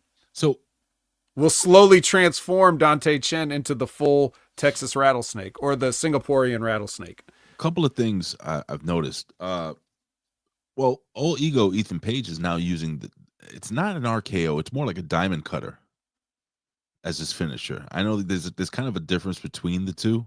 Not much of a difference, but if you look at the way it's delivered, it looks more like a diamond cutter that he's using now. So I wonder if I think he has a good relationship with DDP and maybe asked him, hey, can I use that? It's a move that I like for him because he can hit it on anyone. And of course, Ethan is not a small guy, but he's not a huge guy either. So this is a good move that he can kind of hit anywhere at any time. So I like that for him. And this fucking ruthless Ethan Page, where he's just fucking up people. And we all know the tricks. We all know how Dante Chen's leg didn't really break, but at the same time, it looks devastating. What he did to what's his kid's name after the match? What was the kid? What was the little rapper guy that we all like? The OG. Young OG. Young OG. Who comes out and attacks. Yeah, with a broken jaw still. Yeah. And he gets punched right in the jaw, and then what happens?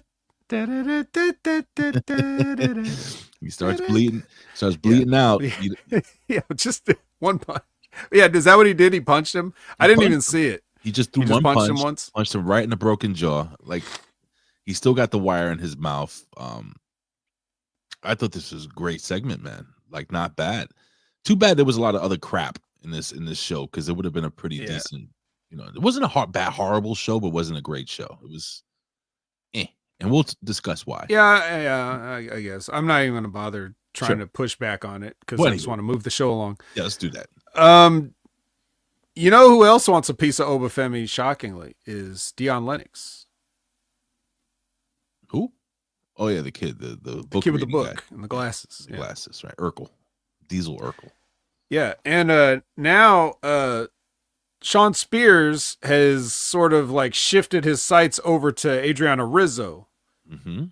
He's like, hey, how you doing? Hey. Like in that Canadian creep way that he does. But he's trying to like speak her language. And then Izzy Dame comes in and is like, didn't I tell you to like fuck off with everybody or something? Well, this is his mind game. It's the thing that, when you like a girl, back in high school, you like a girl, but you ignore her.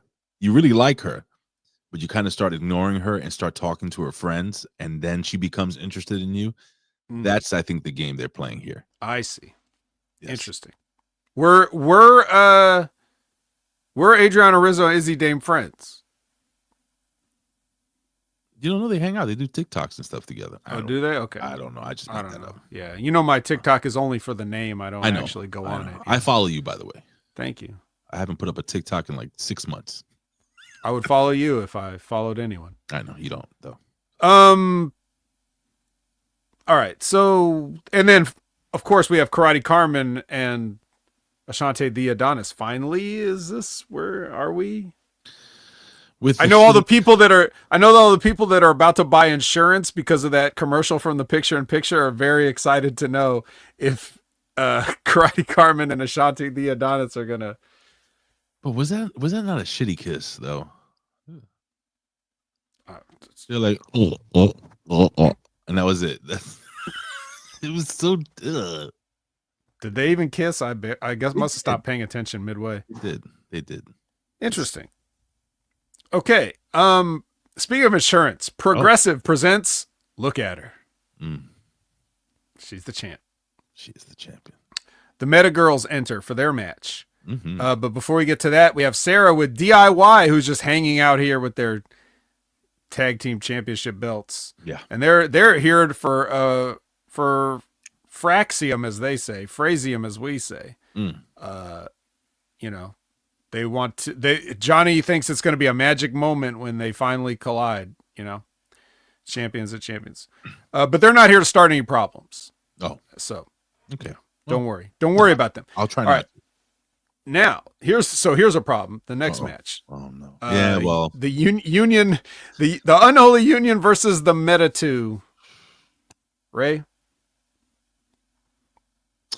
I'm not gonna lie, I did not pay attention to this. Neither did I. Oh, well then we can just move on. The Meta girls go over with their finish, which is like a wheelbarrow into a cutter. Can I just say, and I have to apologize. You know, as I take this reviewing thing as much fun as as a Lash Legend lover. I love Lash Legend. I take this seriously, but there is just something about the unholy union that turns me off. It's not their look or anything. It's just I'm disinterested immediately when they are on my TV screen.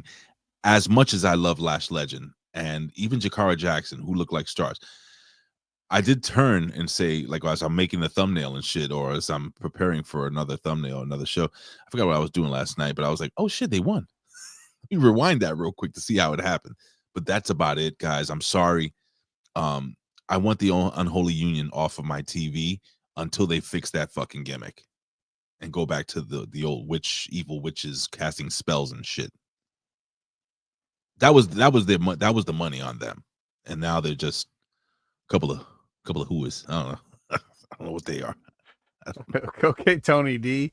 Yeah. Well, Brian Pillman Jr. is very proud of his trophy. He should be. Yeah. And Ren thinks that a rematch is in the cards. She even starts chanting rematch, her own. It's the only time I wanted to tell her shut the fuck up. And apparently outside Tony D and Ridge are causing a ruckus.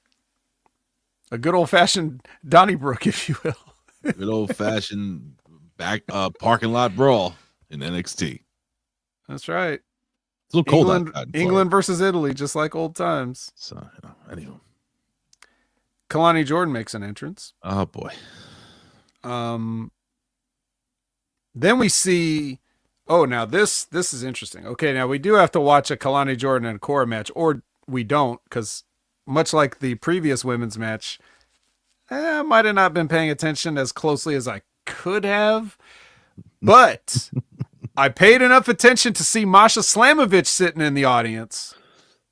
And if you guys are Impact Attack listeners, like I know you are, Ray, you've heard me say for months, if not years, get this bitch the fuck out of TNA and get her in a real wrestling company and get her out of GCW and stop doing all these hardcore matches.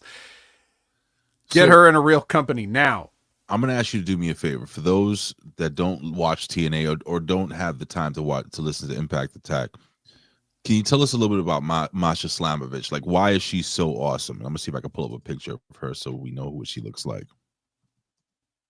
The best way I could describe it is the highest compliment that you can, traditionally give a female wrestler. She wrestles like a guy. This is Masha Slamovich. She's old school, except for the hardcore stuff. She's trained by Johnny Rodz, Ray. Yeah, I love Johnny. Right. Allegedly changed my diaper once anyway, it's a long story.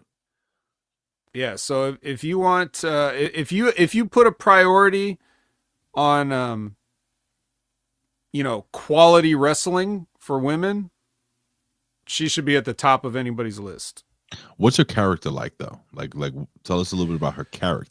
It was a lot more mysterious before she started talking. Now she's just kind of normal, but we could go back to that. I mean, the first time I saw her in NWA, I think, I basically was like, the way I thought of it was, oh, I get it. It's Zoya the Destroyer from Glow, except in actual wrestling. Okay. All right. All right, I get it now. Okay, cool. All right. Well, let's see what happens. Yeah. Let's see what happens. But she's just sitting here with her TNA championship. No big deal. Just hanging out. Scouting. But yes, unfortunately, she has to watch Kalani versus Cora. And yeah, now, if you want to put... You remember when Bobby Lashley came and they just put him on the road with Finlay for like 9 months? Mhm. You know, to sort of beat the wrestling business into him, I guess. Sure. That's the kind of stuff Kalani Jordan would need. She'd need to be married to... need to be married to Masha Slamovich for 9 months. I never wanted Cora Jade to win a match so bad. Let me just put it that way. Yeah. Oh, also, by the way, what was that noise that this crowd was making? Which one? They kept going like, woo. It sounded like they thought Lyra Valkyria was coming out or something. I don't know. Do you guys know what I'm talking about, chat? Do you know? Like I was hearing it and I'm like, it just sounded like it's on fast forward too, because I'm watching it, but they're like, woo, woo, woo. It was weird. Woo. Yeah, what were they doing? Was that some I don't know this gimmick that they're doing. I don't know either. Oh, they're doing the screech that Lash does? Why would they do it in this match? Mike Martin changes his thing again? Anyway, Mike Martin changing his profile Real pic- time profile pic change. Let me tell you something. Him doing that is more entertaining to me than this fucking match. I cannot stand Cora Jade. I disavow Kalani Jordan. I was watching this what was it? In Spite of Myself? Is that the correct? Like, I really didn't want to watch it. But yeah, Fair enough. Well, we'll just go to the finish. So Cora takes advantage of the referee because the referee is trying to, like, you know, pull Kalani off her. Obviously, this is the new Kalani Jordan. She's a savage, so she's just beating Cora mercilessly. And then the referee, she won't break on the referee's count. So the referee's like, hey, you leave this nice young girl, Cora Jade, alone. Hasn't she been through enough with her breakup and all? And then while he's explaining that to Kalani, Cora just reaches over his head and thumbs her in the eye. As so she should. Yeah, and then hits her DDT on her. So boom, your winner, Cora Jade. What did Ty say? No lie. If I had watched that live, I would have thrown my TV out the window. Trust me, if my phone didn't cost this much, I would have done the same thing. So, Eddie Thorpe cut a promo on Instagram. it was something very weird about this promo. He was very out of breath. He seemed like he's slightly going insane. Yeah. Well, I'm just wondering where they're going with this, but it was just something I don't want to say disturbing, but just weird about this promo, and not a terrible way. Don't get me wrong; it wasn't a bad thing. It was just different. So we'll see where it goes. But A little different. He's losing his mind. I have a note here. It says, "Don't donate to Red Cross." I guess that's because they put up a thing because of the wildfires or whatever. Yeah, Red Cross is a scam, dude. Yeah, don't give Red Cross anything. If there are ways that you can donate things if you feel like you want to help.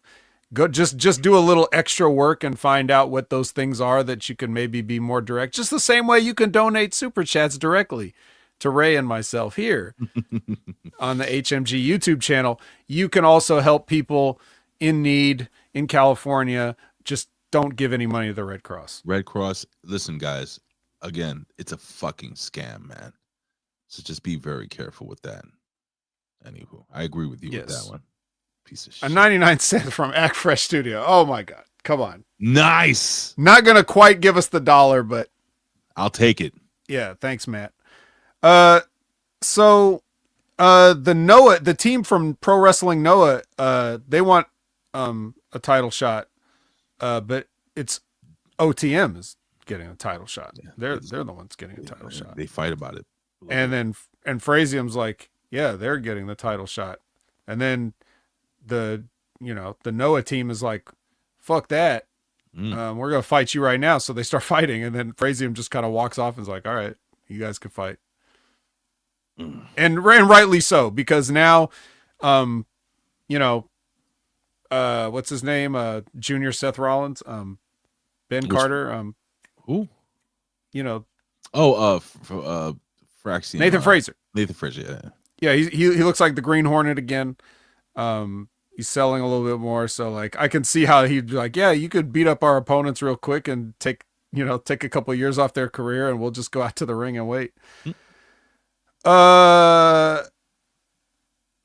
We do hear from Trick Williams. He's gonna post on X saying he needs some time to figure things out. Let's see. Just take all the time you need, Trick. I'll go to X and I'll see if he actually posted on X. Is that fair? They would not lie about this. I think they might.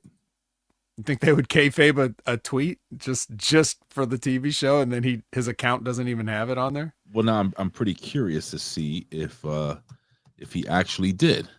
So let's look up Trick Williams here, and first and foremost, I don't know. Nathan Frazer is Seth Rollins Jr. since when? Since he got in the business, Todd.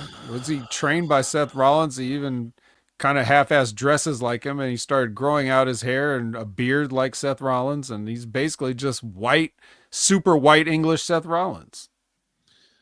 So Vet, damn, looks like he's pointing his crotch at us. Yeah, I don't see. Right there. Need to figure out what my next move is going to be. 22 hours ago. Where's this? Oh, this is it? That was what they showed on the show. They wasted the CW's time with that. Oh. Okay. Sure. Main event time. Main event. Looks like there's been enough talk. It's Out the Mud versus Frazium. Yo, when did Out the Mud become the Road Warriors? They've been the Road Warriors, bro. But they call them the Street Warriors. People not from the islands. Are you folks at NXT finally seeing what I've been seeing from the beginning? That Out the Mud is fucking awesome. They were over. The fans were screaming their name. They were like nobody gave a shit about Fraxium, or whatever the fuck we call them. They were doing some cool shit. I like the way they use their opponents as weapons. What did you think of these guys? What did you think of this match, man?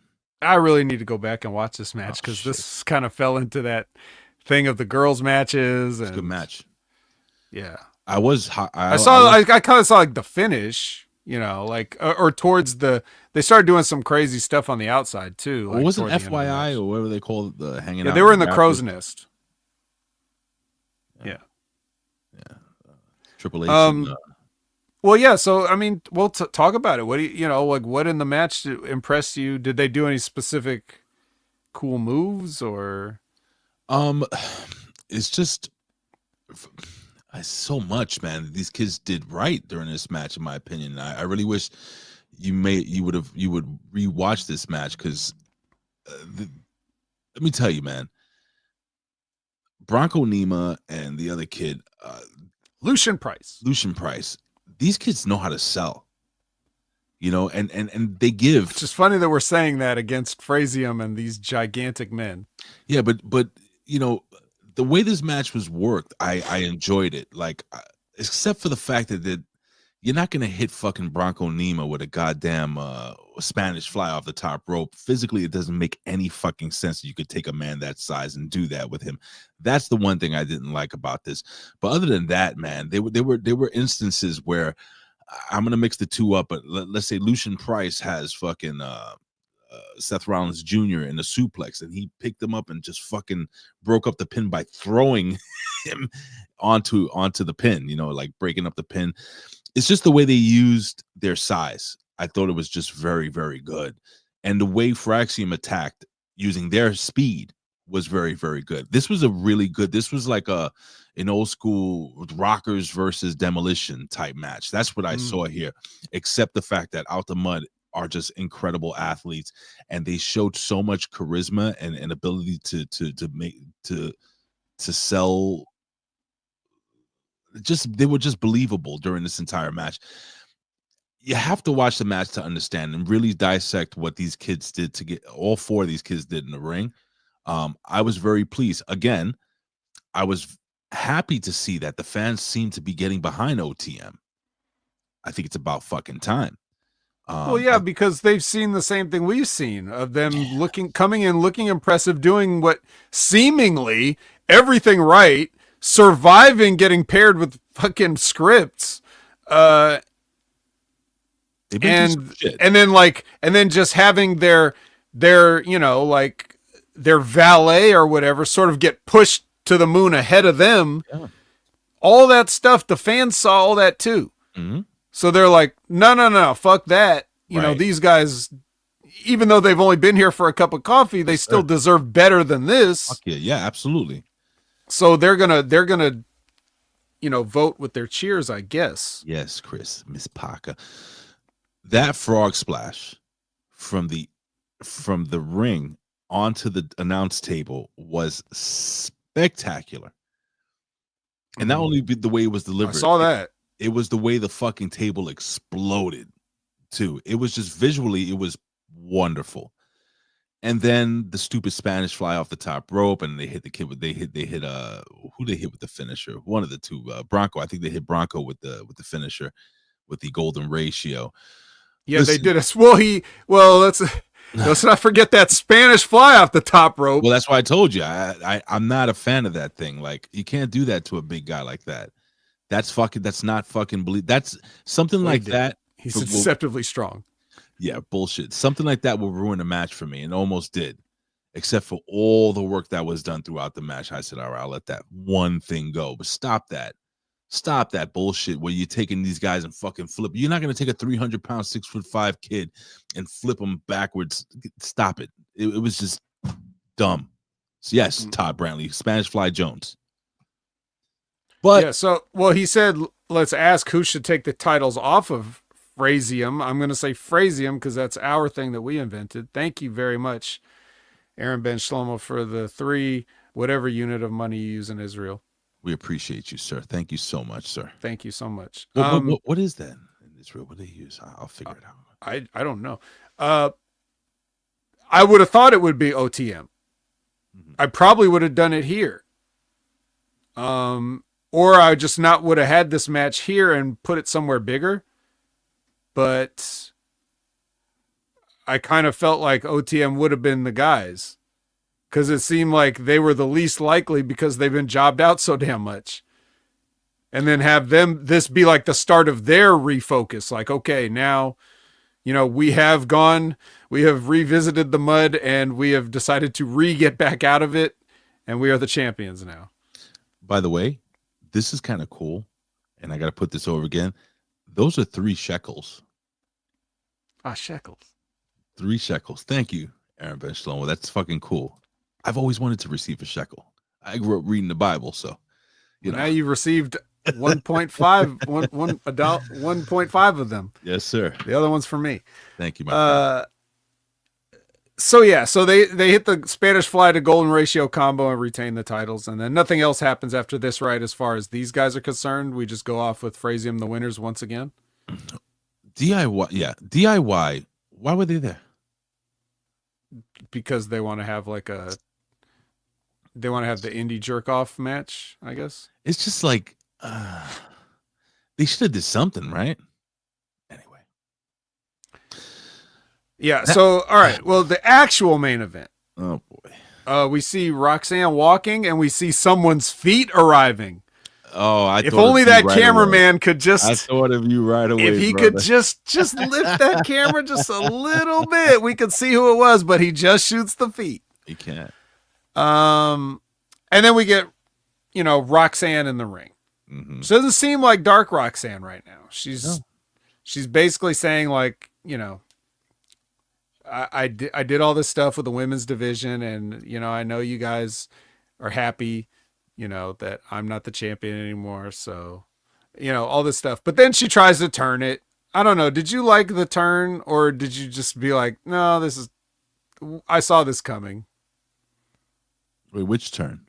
The fact, because she tried to be nice at the beginning so that she could flip it. Oh, okay. I said, yeah, I get what you, yeah. Like, catch the fans off guard. Like, wow, she's being nice. And then, oh, no, she hates us after all. Right. No, that's such a wrestling thing. How many wrestlers do that? No. I knew it was coming. I mean, done well, but I knew it was coming. So, but what I didn't see coming was Bailey. Lesbian Bailey came to the ring. BBL. Yeah. What does BBL stand for? Big booty lover? Is that what it is? What does BBL stand for? Brazilian butt lift. Is that what it is? Is that what it means? I think so. Yeah. Because she called her BBL Bailey. What is BBL? Yeah.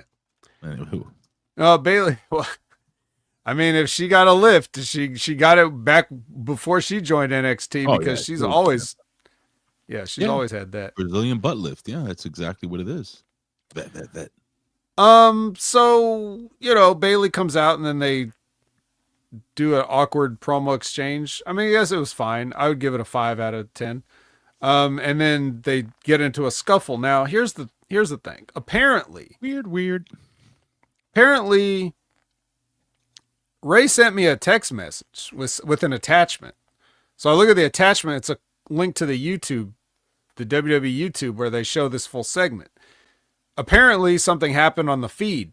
So I didn't actually watch the feed. I didn't even see how they played out on my feed. When I got to this point, well, first of all, I was over my break, so I had to stop anyway. Mm-hmm. And then on my next break, I just watched the YouTube clip.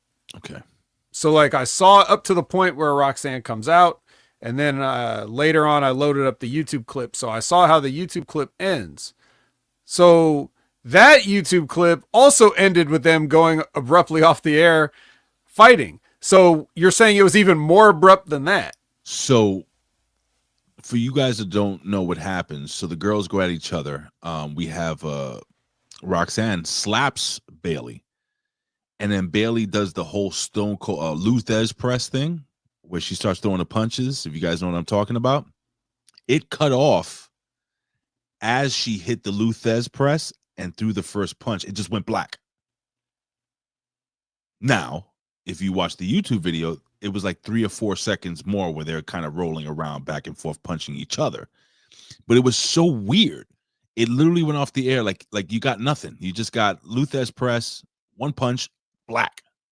So I was like, wait, did I fuck up? And I said, wait, this looks weird.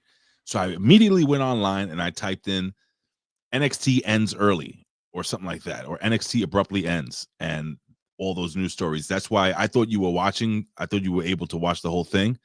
That's why I sent that to you, because I was like, all right, so this is the second. Dude, I got the message from you before I even started watching the whole thing. Well, this is the second fucking weird production gaffe, I guess you would say. The picture-in-picture thing in the beginning, during the show. Well, they did that on purpose. That just sucked. So then this leads me to believe, yeah, you're right. And this leads me to believe that something went longer than it was supposed to. What was it? Like combing through this entire show, something went longer.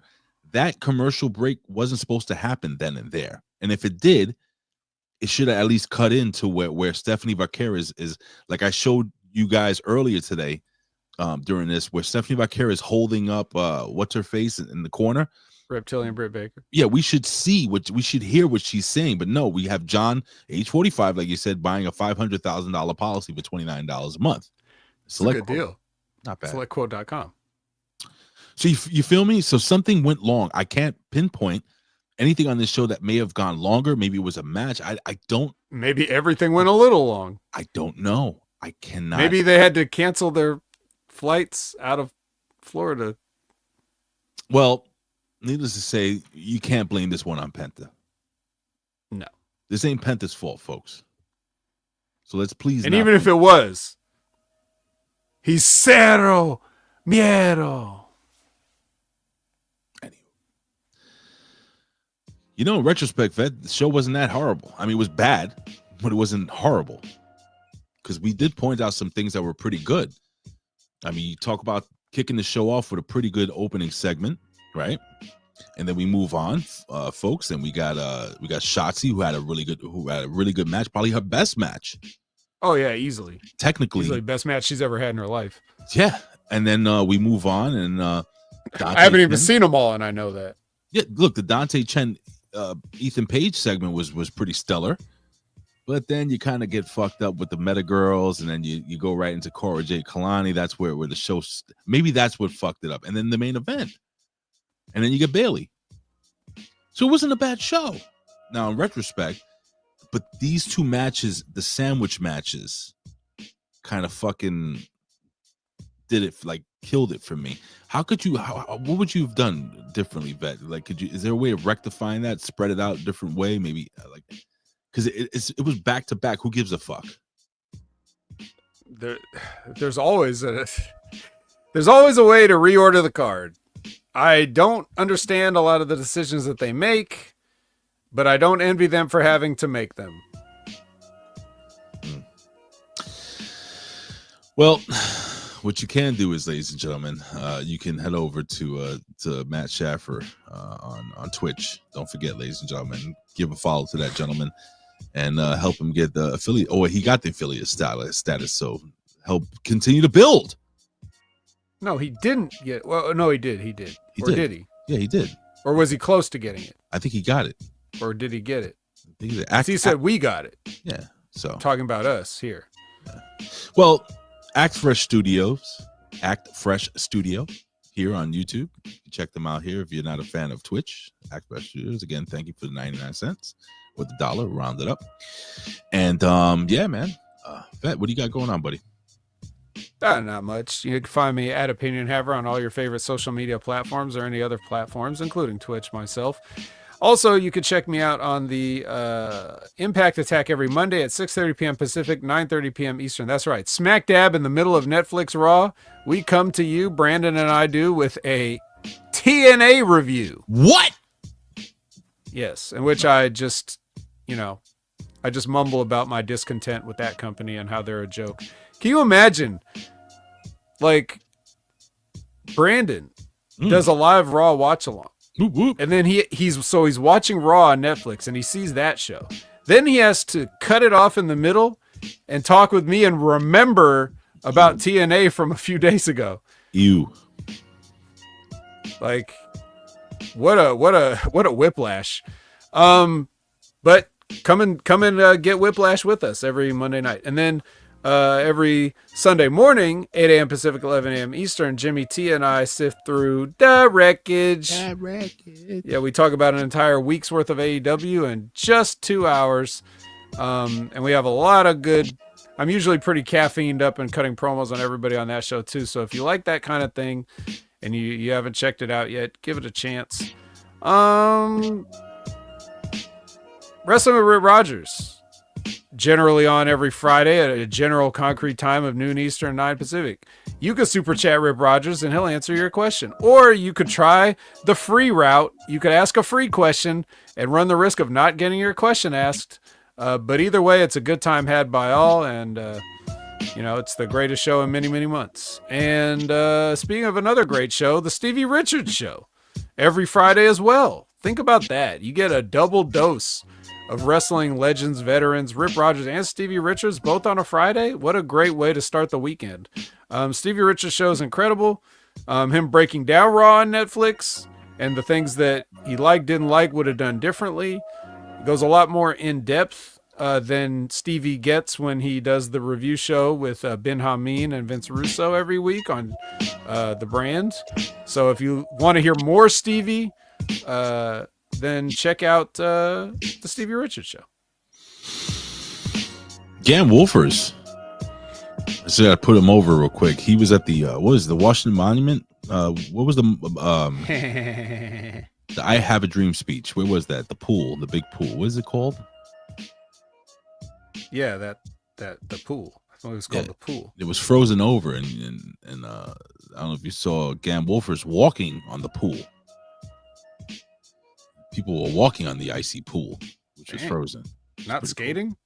Cool. Again, was any Wolfers? Was there anybody skating on that thing? I don't know if they could do that, but anyway. Yeah, guys and gals, don't forget to check out I Like It Raw.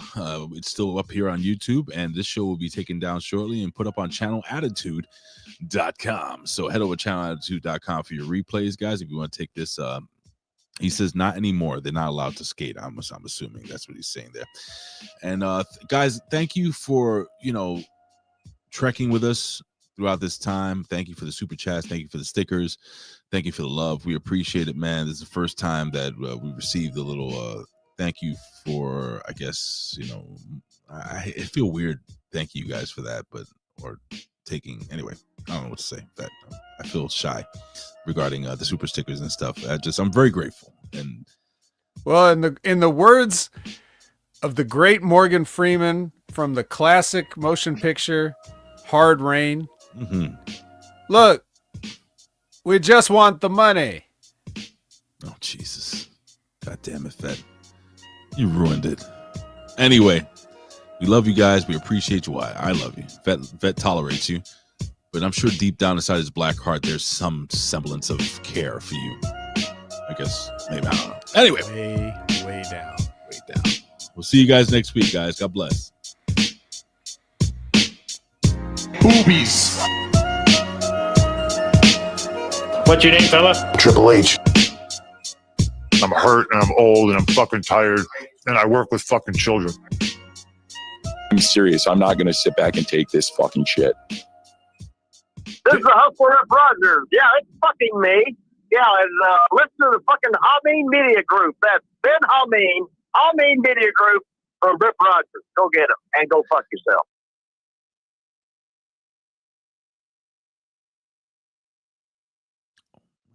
End stream.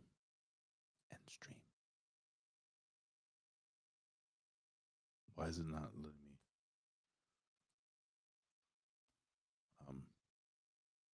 End stream.